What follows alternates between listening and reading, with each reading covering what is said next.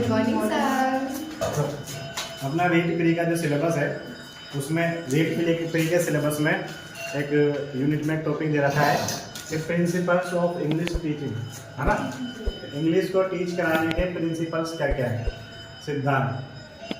तो जो ये कुछ हैं 15-16 मेन जो है प्रिंसिपल है इंग्लिश को टीच कराने के, ठीक है। इनकी थ्योरी में अपन भी थोड़ा पढ़ेंगे। पहले अपन मेन देख लेते हैं कि कौन कौन से प्रिंसिपल्स होते हैं, ठीक है। तो इंग्लिश को देखो, इंग्लिश जो है एक तो हमारी ये फॉरेन लैंग्वेज, इसको फॉरेन लैंग्वेज है ना। हाँ, फॉरेन लैंग्वेज को टीच कराने का जो तरीका है उसके कुछ प्रिंसिपल्स। लैंग्वेज कोई सी भी हो, हमने लिए तो हमारी मदर टंग तो जो है वो तो अपन बिना प्रिंसिपल्स के सीख जाते हैं। लेकिन दूसरी जो लैंग्वेज होती है, फॉरेन लैंग्वेज जो होती है, उसको सीखने के लिए अपन को कुछ रूल्स का फॉलो करना पड़ता है। कुछ प्रिंसिपल्स का जो लिंग्विस्टिक जो होते हैं, भाषाविद, उन्होंने कुछ प्रिंसिपल्स बनाए कि आप अगर इनको फॉलो करोगे, इन चीज़ों को अगर आप फॉलो करोगे तो फिर आपको जो इंग्लिश सिखाना या कोई सी भी लैंग्वेज सिखाना बच्चों को आसान हो जाएगी, है ना। तो उनमें कौन कौन से प्रिंसिपल्स है, तो एक तो प्रिंसिपल ऑफ नेचुरलनेस है, ठीक है, प्रिंसिपल ऑफ नेचुरलनेस। दूसरा जो प्रिंसिपल है वो है प्रिंसिपल ऑफ हैबिट फॉर्मेशन। कौन सा? Habit formation. अगला है प्रिंसिपल ऑफ मोटिवेशन।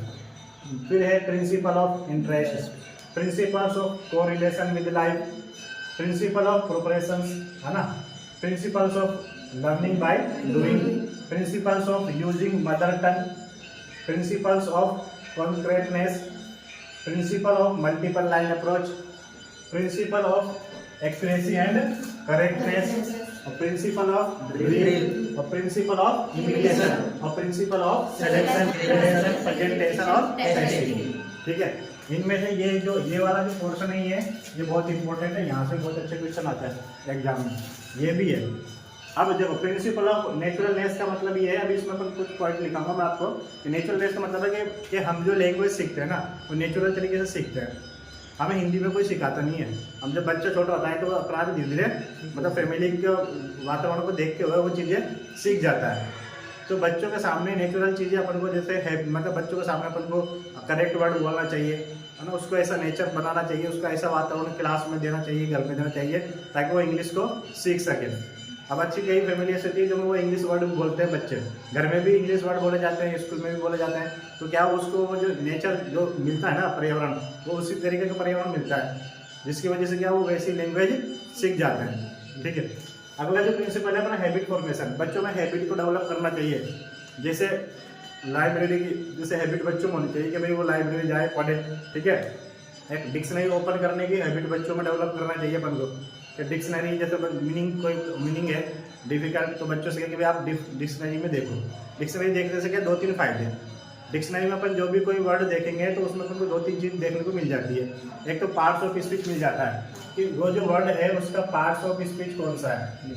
डिक्शनरी में जो अपन देखेंगे, तो डिक्शनरी में जो वर्ड देखते हैं अपन, है ना, तो उसमें सबसे पहले तो अपन को वर्ड का पार्ट्स ऑफ स्पीच पता लग जाता है कि ये जो वर्ड है इसका पार्ट्स ऑफ स्पीच क्या है। दूसरा, उसका करेक्ट प्रोनाउंसिएशन क्या है, ट्रांसक्रिप्शन, फोनेटिक ट्रांसक्रिप्शन उसका दे रखा होता है ना। तो 2 चीज़ें, एक तो फायदा होता है और दूसरा उसका फिर मीनिंग भी पता लग जाता है। तो बच्चों में अपन को ये हैबिट डेवलप करनी चाहिए कि भाई आप डिक्शनरी का यूज करें, ठीक है, और आप डिक्शनरी इनका वगैरह और लाइब्रेरी वगैरह जाए करें, बुक्स वगैरह पढ़े, तो उससे हैबिट बच्चों की डेवलप होती है। अगला जो है अपना प्रिंसिपल ऑफ मोटिवेशन, कि जब तक बच्चों को मोटिवेट नहीं करेंगे जब तक बच्चे किसी चीज़ को नहीं सीखेंगे। इंटरेस्ट पैदा तो करना है, इंटरेस्ट बनाना है तभी बच्चे सीखेगा। अगर मोटिवेशन उसके अंदर नहीं होगा तो फिर वो इंटरेस्ट और मोटिवेशन बच्चों में होना जरूरी है। अब मोटिवेशन में भी एक क्वेश्चन आता है कि इसकी कुछ टेक्निक है मोटिवेशन को, है ना, अराउजिंग टेक्निक है, ठीक है। तो ये 2-3 टेक्निक है, अभी मैं आपको लिखाऊंगा कि वो कौन कौन सी टेक्निक है जिसकी वजह से मोटिव आ जाता है एग्जाम में क्वेश्चन कि भाई मोटिवेशन की टेक्निक कौन कौन सी है। इसके अलावा है प्रिंसिपल ऑफ इंटरेस्ट, कि बच्चों के अंदर इंटरेस्ट पैदा करना चाहिए। जैसे बच्चों को मोटिवेट करेंगे वैसे बच्चों के अंदर भी इंटरेस्ट आना चाहिए। अगर उसको लैंग्वेज सीखने का इंटरेस्ट नहीं है, उसको पता ही नहीं है कि भाई मैं इंग्लिश जो लैंग्वेज सीख रहा हूँ वो क्यों सीख रहा हूँ, उसमें उसका इंटरेस्ट नहीं है, आप ज़बरदस्ती सिखाओगे तो फिर उसको नहीं सीख पाएगा। इंटरेस्ट होना जरूरी है। साइकोलॉजी का कल भी मैंने आपको एक रूल बताया था कि मतलब 20 लोग जो है मिलके एक घोड़े को तालाब के किनारे जबरदस्ती खींच के ले जा सकते हैं, लेकिन 40 लोग मिलकर भी उसको जो है पानी नहीं पिला सकते जबरदस्ती। जब तक कि वो खुद नहीं पिएगा। ऐसे बच्चों को अपन कितना ही पढ़ा लो, कितनी अपन मेहनत कर लो, कितने उसको समझा लो, बच्चों के समझ में आएगा नहीं जब तक वो खुद इंटरेस्ट नहीं लेगा। तो मोटिवेट होना जरूरी है, इंटरेस्ट अपन का उसके अंदर दिखाना जरूरी है। तो इंटरेस्ट जगाने के लिए कई टेक्निक अपन अपना सकते हैं ना, गेम खिला सकते हैं बच्चों को, कुछ कार्ड्स वगैरह लिख लिख के इंग्लिश में दे सकते हैं, नाम वगैरह गेम वगैरह खिलाते करते हैं, प्ले कार्ड्स वगैरह, तो उससे जो बच्चे का इंटरेस्ट डेवलप होता है ना। वो जो बॉक्स वगैरह होते हैं उसमें मीनिंग्स वगैरह होती है, बच्चा जैसे क्लास के अंदर जो पेयर होते हैं ABCD का, ऐसा बच्चा उसके ऊपर पेयर रखता है, फिर दूसरा पेयर रखता है, फिर अगला पेयर रखता है, तो उसको बच्चों को पता रहता है कि भाई ये क्या क्या चीज़ें हैं। उससे क्या खेल खेल में बच्चा सीख जाता है। अगला है principle of correlation with life, कि मतलब कौन से जो कोरिलेशन है, अब ऐसे हमको चीज़ें अपनानी चाहिए जो हमारी ज़िंदगी से जो है रियल लाइफ से जुड़े हो, है ना। ये प्रिंसिपल है, ये भी अपन को वो चीज़ें बच्चों को सिखाना है जो अपनी लाइफ से जुड़ी हुई हो। जैसे बच्चे घर पे जाएगा तो घर पे बच्चा कुछ चीज़ें देखेगा, तो फैन देखेगा, वो बेड देखेगा, है ना, टीवी है, फ़ोन है, तो बहुत सारी चीज़ें ऐसी होती है जो बच्चों को जो है उन चीज़ों को जो है लाइफ से रिलेटेड करके ही चीज़ें पढ़ाना चाहिए। बच्चा स्कूल में आएगा तो मार्कर है, ब्लैक बोर्ड है वगैरह है ना, वाइट बोर्ड है, और भी चीज़ें हैं, तो उनको जब अपन उन चीज़ों को से रिलेट करके बच्चों को पढ़ाएंगे तो वो चीज़ें जल्दी सीखता है बच्चा। प्रिंसिपल ऑफ कॉर्पोरेशंस, इसका मतलब है कि सभी समान अनुपात में सब चीज़ों को पढ़ाना। मतलब ये नहीं कि केवल अपन एक ही स्किल पे ज़्यादा फोकस कर रहे हैं। LSRW का जो हमने पढ़ा था कि भाई इंग्लिश सीखने के लिए, जो स्किल्स सीखने के लिए चारों के चारों जो हमारी जो स्किल्स है वो उस पर काम होना जरूरी है ना। लिसनिंग भी होना चाहिए बच्चों की, स्पीकिंग भी होना चाहिए, राइटिंग भी होना चाहिए, रीडिंग भी और राइटिंग भी। इनमें से कोई भी एक पोर्शन अगर हम कम कर देंगे, दूसरे को बढ़ा देंगे, तो फिर वो प्रॉपर वे में, प्रोफेशनल्स में जो है उसकी पढ़ाई नहीं हो पाएगी, वो सीख नहीं पाएगा। समान अनुपात होना जरूरी है पूरी चीज़ों को सीखने के लिए, है ना। इन पर अपन को सब पे काम करना है। Principle of learning by doing, learning by doing का मतलब है करके सीखना, है ना। लर्निंग बाय डूइंग मतलब करके सीखना। बच्चों को है खुद करने का मौका दो बच्चों को, तब जाके वो सीखेगा। हम जैसे मान के चलो, जैसे अभी स्विमिंग है, तैरना हमको सीखना है। अब मैं आपको लेक्चर दूं कि बच्चों सीखने के लिए सबसे पहले हमको पानी में जाना पड़ता है ना। इतने पानी में आप जाओ, फिर इस हाथ को इस तरीके से करो, फिर इस हाथ को ऐसे करो, पैर को ऐसे चलाओ साइकिल की तरह, और वैसे लेक्चर देख के फिर चला जाऊंगा, क्या आप सीख जाओगे? नहीं सीखोगे जब तक आप खुद नहीं करोगे। जब तक आप खुद पानी में नहीं जाओगे, खुद हाथ पैर नहीं मारोगे, तब तक अपन उसको नहीं सीखेंगे। साइकिल चलाने के लिए बच्चों को खुद चलानी पड़ेगी। ये नहीं कि बच्चों को बता दें कि भाई ये साइकिल है, ये सीट है, आप इस पर पेडल बैठो, इसको पेडल मारो, तो फिर आप सीख जाओगे। वो खुद चलाएगा, 2-3 बार गिरेगा, उसके पैर में भी लगेगी, हाथ में भी लगेगी, तब जाके फिर वो धीरे धीरे सीखेगा। तो लर्निंग बाय डूइंग का मतलब ये है कि बच्चों को खुद को करके सीखने दो।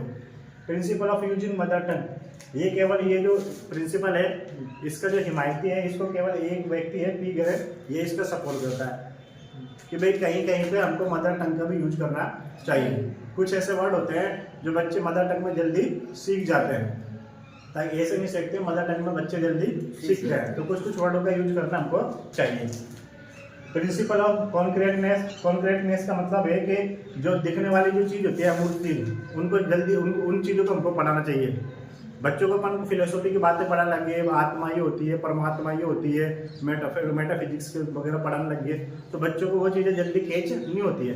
एज के अकॉर्डिंग हमको बच्चों को चीज़ें सिखानी होती है। भाई एज बच्चों की एज छोटी है, अपन चीज़ पढ़ा रहे बड़ी, तो बच्चों को बैठेगी नहीं माइंड में, है ना। तो ये प्रिंसिपल ये कहता है कि जो मूर्ति की जो दिखती है, उन चीज़ों के बारे में बच्चों को बताओ कि बच्चों ये फैन है, क्योंकि ये बच्चों को दिख रही है। अब आप कोई ऐसा कॉन्सेप्ट लेके बैठ जाओ कि भाई आत्मा ऐसी होती है, परमात्मा वो होती है, मिलन उनको होता है, जब आप मोक्ष प्राप्त कर लोगे, तो वो एज में बच्चा समझ नहीं पाएगा। तो इसलिए कॉन्क्रीट चीज़ों को बचपन को पढ़ाना है। Principle of multiple line approach, multiple line approach का इसका मतलब ये है कि हमको अलग अलग अप्रोच का यूज करना चाहिए, मेथड्स, तरीके। बच्चा अगर एक चीज से एक तरीके से नहीं समझ पा रहा है, तो फिर उसको समझाने के लिए दूसरा तरीका अपनाना पड़ेगा। जैसे मैथ है, मैथ का कोई क्वेश्चन है, अब कोई मान लो किसी बच्चे का उस जो टीचर ने पढ़ाया वो तरीका उसके समझ में नहीं आया, तो टीचर उसको समझाने के लिए फिर दूसरा तरीका अपनाएगा, है ना। तो मल्टीपल अप्रोच अपन को यूज करना है। हमारे कोई टॉपिक पढ़ा रहे हैं ग्रामर में, एक्टिव पैसिव पढ़ा रहे हैं, अब आपने एक्टिव पैसिव बता दिया कि भाई एक्टिव पैसिव बनाने के लिए सबसे पहले ऑब्जेक्ट को सब्जेक्ट बनाते हैं, फिर वर्ब को धर्म लगाते हैं, फिर सब्जेक्ट को ऑब्जेक्ट बनाते हैं, फिर बाय लगा के वगैरह ये करते हैं अपन। तो अगर मान लो बच्चों को ये समझ में नहीं आया तरीका, तो फिर दूसरा तरीका अपनाएंगे, फिर दूसरे मल्टीपल अप्रोच। तो अलग अलग अप्रोच आपकी होनी चाहिए किसी भी टॉपिक को समझाने के लिए, अलग अलग तरीका आपको अपनाना पड़ेगा। अगला हमारा जो प्रिंसिपल है वो है एक्यूरेसी और करेक्टनेस। एक्यूरेसी बच्चे में होना जरूरी है, जो भी आप चीज सिखा रहे हैं वो साफ होने दे, बिल्कुल अच्छे से, मतलब क्लियरली करेक्ट हो वो चीजें। क्योंकि बच्चों को अगर टीचर गलत चीजें बताएगा तो फिर बच्चा गलत ही चीजें सीखेगा, इसलिए करेक्ट होना जरूरी है। और एक्यूरेसी यानी उसकी स्पोकन जो है वो भी अच्छी होना चाहिए, अच्छे से स्पीक आप बोलेंगे तो चीजें अच्छे से सुनाई देगी बच्चों को, बच्चे भी वही बोलेगा। प्रिंसिपल ऑफ ड्रिल, ड्रिल का मतलब होता है प्रैक्टिस, ड्रिल का मतलब क्या होता है प्रैक्टिस, है ना। तो जितनी ज्यादा ड्रिल अपन करेंगे, जितनी ज्यादा अपन प्रैक्टिस करेंगे, उतना ज्यादा ही चीजें जो है सीखते हैं, है ना। इंग्लिश में कहावत भी है कि practice makes a man perfect, है ना, कि प्रैक्टिस जो है व्यक्ति को परफेक्ट बनाती है। तो जितनी ज्यादा प्रैक्टिस करेंगे अपन किसी चीज को लेके, उसमें उतनी ज्यादा अपन सीखते चले जाएंगे। तो इस प्रिंसिपल का मतलब ये है कि बच्चों को बार बार प्रैक्टिस कराओ चीज़ों की। मैथ का कोई क्वेश्चन है तो कई बार अपन जब उसको पढ़ाएंगे, फिर टेस्ट लेंगे, फिर पढ़ाएंगे, तो बार बार प्रैक्टिस जब कराएंगे तो वो चीज़ें बच्चा सीख जाएगा। ऐसे लैंग्वेज है, बार बार उसके सामने वो वर्ड आते रहेंगे तो वो सीख जाएगा, है ना। अभी बोर्ड है, अब अपन को कोई इतना ज़्यादा सिखाना नहीं है कि भाई इसको श्यामपट बोले। हिंदी में कोई बच्चा बोलता है कि श्यामपट बोलता नहीं, क्योंकि अपन बार बार इतनी प्रैक्टिस करते हैं, बोर्ड, तो बच्चे के माइंड में जो है वो चीज़ें पहुंच जाती है। तो इंग्लिश में सिखाने का तरीका ये है कि उन चीज़ों को इंग्लिश में अपन बोले तो वो चीज़ें जल्दी हो जाएगी, ठीक है। अगला है प्रिंसिपल ऑफ इमिटेशन। इमिटेशन का मतलब होता है कॉपी करना, नकल करना। इमिटेशन नहीं होता नकल करना या कॉपी करना। बच्चा जो है टीचर को इमिटेट करके वो सीखता है। टीचर जो है बच्चे के लिए रोल मॉडल होता है।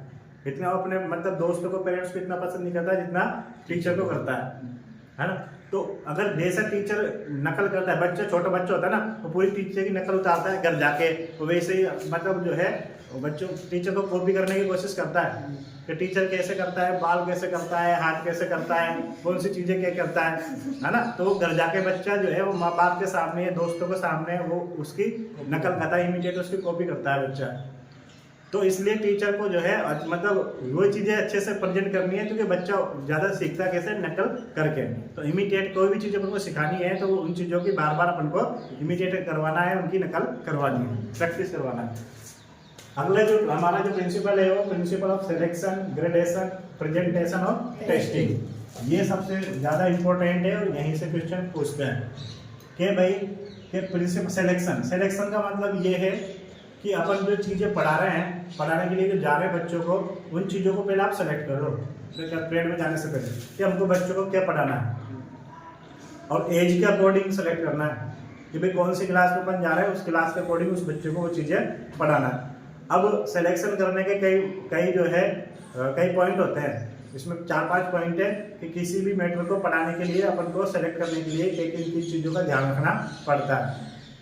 तो अभी पढ़ेंगे इसमें कि जैसे कि एक तो चीज़ ये है कि मतलब ऐसी चीज़ों को हमको बच्चों को सामने सेलेक्ट करना है जो बच्चों के एज के अकॉर्डिंग हो। दूसरी चीज़ ये है कि बच्चों की पहुंच तक हो वो चीज़ें।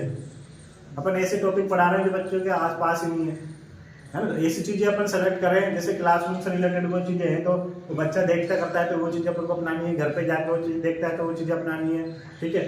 और ऐसे वर्ड हमको चूज करना है जिसकी रेंज ज़्यादा हो। क्या हो? जिसकी रेंज ज़्यादा हो। रेंज का मतलब ये कि मतलब कई चीज़ों को कवर करता हो कोई वर्ड। जैसे आपने एक वर्ड ले लिया फैमिली, क्या ले लिया? फैमिली। अब फैमिली वर्ड से आप कई, जैसे फैमिली आपने एक वर्ड ले लिया यहाँ पे, अब इस फैमिली वर्ड से आप बच्चों को कई चीजें सिखा दोगे कि भाई फैमिली में, कि जैसे मदर की मीनिंग भी बच्चे सीख जाएगा कि भाई फैमिली में मदर होती है ना, फैमिली में फादर होता है, अंकल होता है ना, सिस्टर है, ब्रदर है, आंट है ना, ग्रैंड पेरेंट है, ग्रैंड मदर है।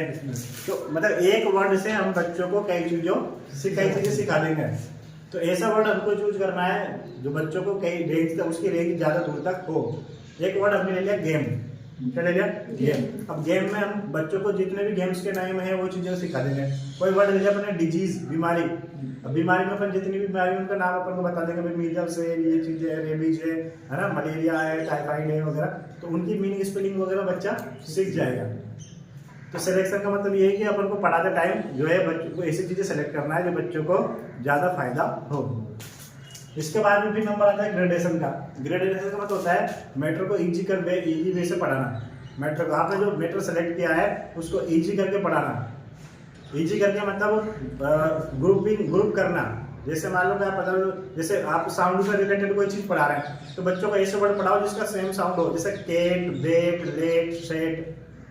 तो बच्चा क्या वो उस साउंड के अकॉर्डिंग ही उस चीजों को सीखेगा, उसका इंटरेस्ट भी बढ़ेगा और उसको है ना, क्योंकि सेम साउंड के जो वर्ड आएंगे उससे बच्चों का इंटरेस्ट बढ़ेगा और उन चीजों को सीखेगा।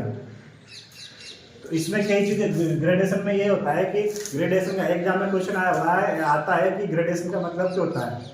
To make words easy, to make matter easy, है ना, कि मैटर को क्या बनाना, इजी बनाना पढ़ने के लिए, बच्चों के लिए। ये चीजें भी अपन के कई बार आती रहती है एग्जाम में, पूछते रहते बार बार। तो ग्रेडेशन का मतलब आपको रखना ही है। ग्रेडेशन का मतलब होता है to make matter easy, matter को इजी बनाना। इसके बाद में फिर चीज आती है प्रेजेंटेशन, प्रिंसिपल ऑफ प्रेजेंटेशन। सबसे इंपॉर्टेंट चीज यही है प्रेजेंटेशन। आपने मैटर बना लिया, आपने मैटर सेलेक्ट कर लिया, अब आप बोर्ड पे आके खड़े हो गए, आप बच्चों को प्रेजेंट, वो चीजों को आप पढ़ाओगे, प्रेजेंट कैसे करोगे? तो तरीका वो होना चाहिए, है ना, बच्चों को क्लियर सुनने देना चाहिए। प्रेजेंटेशन ही मेन है। आपको खड़ा कर देके पढ़ाओ भाई, आ जाओ इधर।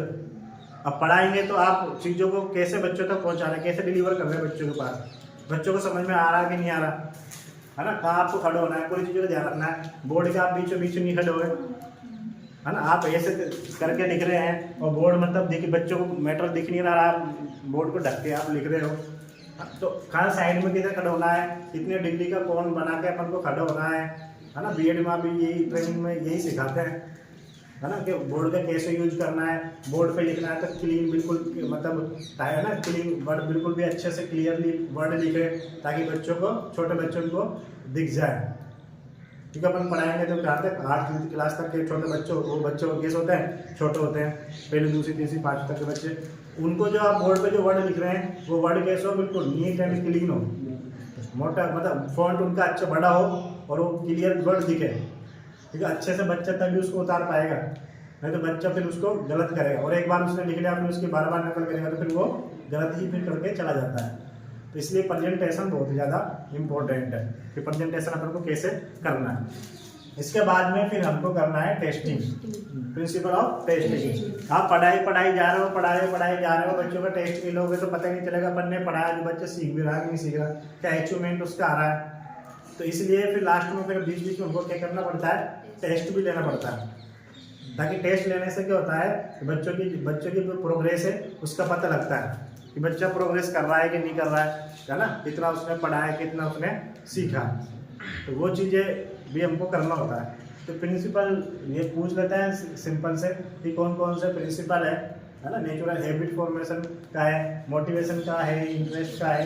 तो ये चीज़ें आपको होना जरूरी है। मैं PDF डाल दूंगा आपको ग्रुप में, तो आप पढ़ लेना कि ना कि नेचुरलनेस में क्या क्या चीज़ें हैं, किस तरीके से नेचुरल होता है, हैबिट फॉर्मेशन में कौन कौन से ऐसे तरीके हैं जिसकी वजह से अपन बच्चों की हैबिट डेवलप कर सकते हैं, कौन कौन सी टेक्निक है जिसमें अपन बच्चों को मोटिवेट कर सकते हैं।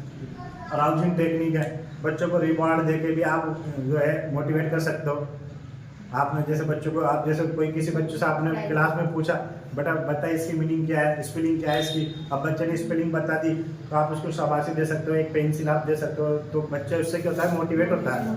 और दूसरे बच्चे भी देखते हैं तो सोचते हैं यार इसको पेंसिल, मैडम ने या टीचर ने इसको पेंसिल दी है, अगली बार अपन को भी पेंसिल मिलेगी अपन। तो बच्चे इससे क्या होता है, मोटिवेट होते हैं।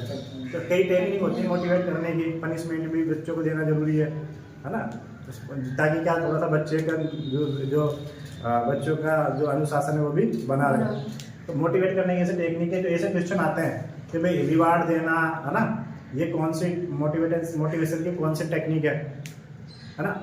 ये अराउजिंग टेक्निक का मतलब होता है कि बच्चा क्लास में आ रहा है, ऊँग रहा है, एंग्जाइटी है, डिप्रेशन में बच्चा है, तो आप उसको कैसे मोटिवेट करोगे, है ना। घर वालों तो उसको कूट कुटा के स्कूल भेजा है, अब उसके माइंड में तो वही चीज़ें चल रही है कि आज तो मेरे को मारा है, अब बच्चों की क्लास में आप जबरदस्ती पढ़ा रहे हो तो वो बच्चों को जाएगा नहीं। तो बच्चों को स्लीपनेस दूर करना किस तरीके से करना है ना, किस तरीके से उसकी एंजाइटी दूर करना है, किस तरीके से उसका डिप्रेशन दूर करना है, तो ये चीज़ें अपन को टेक्निक आना जरूरी है ना।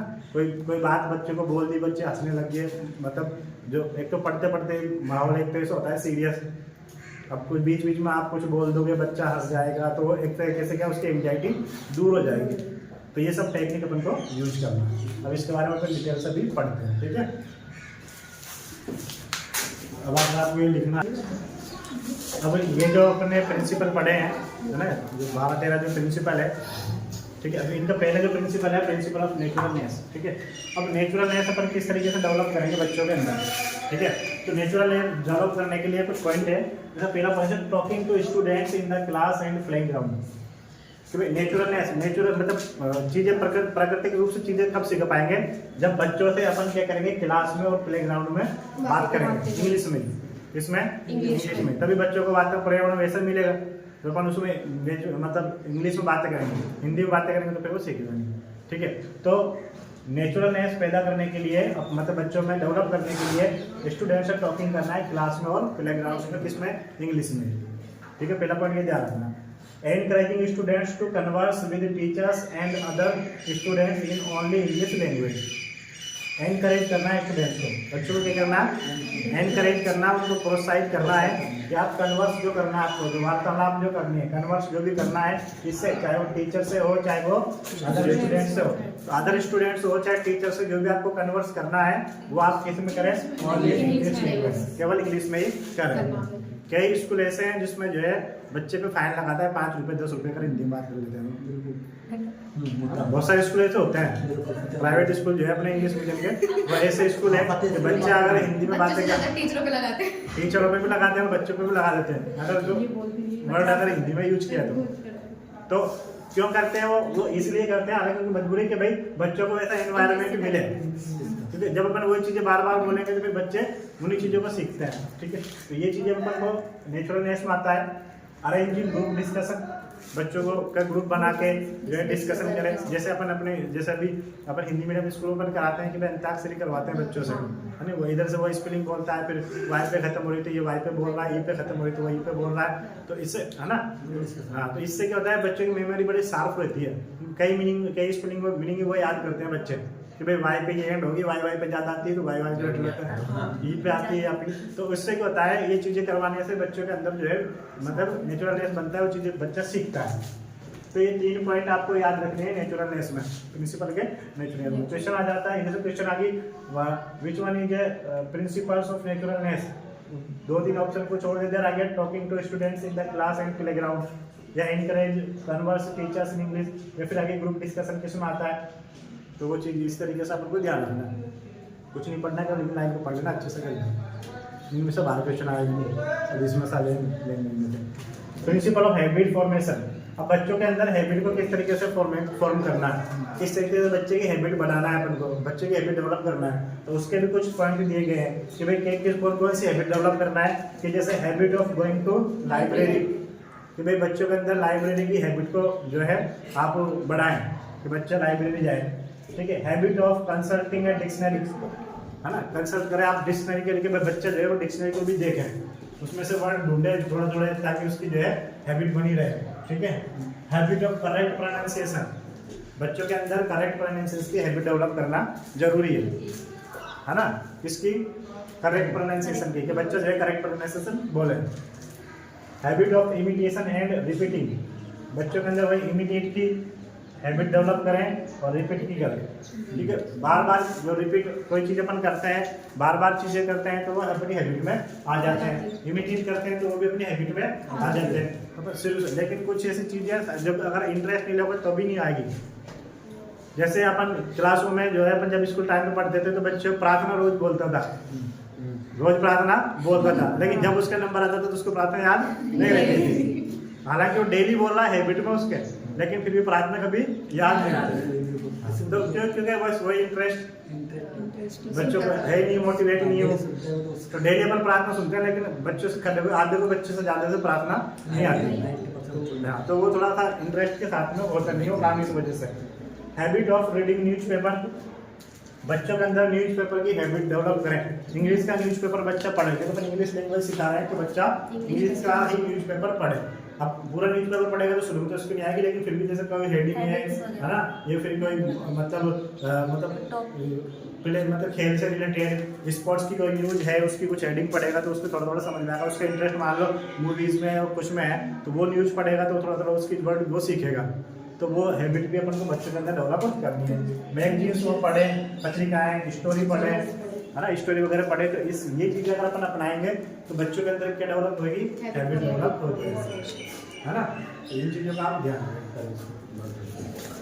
ये क्या अगला 3 नंबर पे जो प्रिंसिपल है वो है अपना प्रिंसिपल ऑफ मोटिवेशन। अब देखो मोटिवेट करने के 2-3 टेक्निक दी गई है। ये टेक्निक जरूर पूछता है कि मोटिवेशन की टेक्निक कौन कौन सी है। अराउजिंग टेक्निक है ना, एक्सपेक्टेंसी टेक्निक और इंसेंटिव टेक्निक। इन 3 टेक्निक का जो है मोटिवेशन की टेक्निक है, एग्जामिनेशन में पूछता है। अच्छा क्वेश्चन ऐसा आता है कि स्लीपनेस है ना, एंजाइटी, फ्रस्ट्रेशन और क्रिएट एंड इंटरेस्ट है। ये जो टेक्निक है, ये जो वर्ड है, ये किस टेक्निक में यूज होता है? हाँ, तो अराउजिंग टेक्निक, ठीक है। अब देखो the following technique can be used to motivate student to learn English. English सीखने के लिए इन टेक्निक का अपन बच्चों को जो है इसके लिए यूज कर सकते हैं। और पहली अराउजिंग टेक्निक, यानी बच्चों में अराउजिंग है ना, किस तरीके से मोटिवेट करना है। तो इस टेक्निक को अराउजिंग टेक्निक क्या गया है, इसमें क्या होता है, इसमें इस टेक्निक में होता है कि the technique will arouse students from sleepiness. ये जो टेक्निक है, कौन सी टेक्निक, अराउजिंग जो टेक्निक, इसको कहेंगे जब स्टूडेंट को आप स्लीपनेस से उठाओगे। बच्चा घूम रहा है ना, क्लास में बैठा है, घूम रहा है, कर रहा है, तो अब जब आप उसको मोटिवेट करोगे, कुछ बोलोगे, करोगे, तो बच्चा फिर भी उसमें से बाहर निकलेगा ना, मोटिवेट। एंजाइटी में बच्चा एंजाइटी है ना, चिंता उसके माइंड में है, कई चीज़ें है। फ्रस्ट्रेशन बच्चा है तो है ना, और and create and interest to learn English. English को लर्न करने के लिए इन चीज़ों से जब अपन बच्चों को दूर करते हैं ये चीज़ें, तो इसको कहते हैं अपन अराउजिंग टेक्निक, ठीक है। दूसरी टेक्निक अपन की एक्सपेक्टेंसी टेक्निक। इसमें क्या होता है, इसमें the teacher should formulate clear cut goals before students.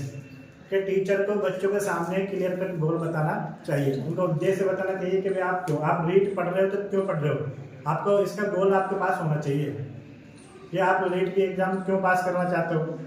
Motivate आप तभी तो मोटिवेट होते ना कि भाई एक तो अभी पिछली बार वैकेंसी आई थी 45,000 46,000, बच्चे अपना आप मोटिवेट हो गए, पूरी इतनी बड़ी वो है वैकेंसी है, तो अपन आप ही वो पढ़ेंगे। उनके सामने क्लियर कट गोल है कि मुझे जो है टीचर बनना है, तो बच्चे जो है बच्चों के सामने उनके गोल रखना जरूरी है कि वो क्या करना चाहते हैं, क्या बनना चाहते हैं। 10th के बाद आप क्या बनोगे, 12th के बाद, 10th के बाद क्या सब्जेक्ट आप चूज करोगे, ये सब्जेक्ट चूज करोगे तो आप ये बनोगे, आर्ट्स चूज करोगे तो ये बनोगे, मैथमेटिक्स है ना, साइंस मैथ लोगे तो ये आप बनोगे, कॉमर्स लोगे तो ये करोगे। उनके साथ में क्लियर कट गोल होना चाहिए। ये चीज़ें करने से इस टेक्निक को अपन कहते हैं। आपके सामने क्वेश्चन आ जाए कि तो ऐसा आ जाए कि formulate clear cut goals before students, ये लाइन आ गई, ये किस टेक्निक में यूज होता है, मोटिवेशन की। तो ये एक्सपेक्टेंसी जो टेक्निक है वो, बच्चा एक्सपेक्टेंसी मतलब है एक्सपेक्ट करना, और उम्मीद, उसको पता था कि मुझे क्या करना लाइफ में, तो वो क्लियर कट गोल उनके सामने होना जरूरी है, ठीक है। Incentive technique, these techniques include reward, praise, grades, reward, praise, grades, competitions and punishments. आपसे ये पूछेंगे कि ऐसी कौन सी मोटिवेशन की टेक्निक है जिसमें रिवार्ड दिया जाता है, प्रेज दिया जाता है, ग्रेड्स दी जाती है, कॉम्पिटिशंस आयोजित करवाए जाते हैं, पनिशमेंट दिया जाता है, तो कौन सी टेक्निक है, इंसेंटिव टेक्निक है।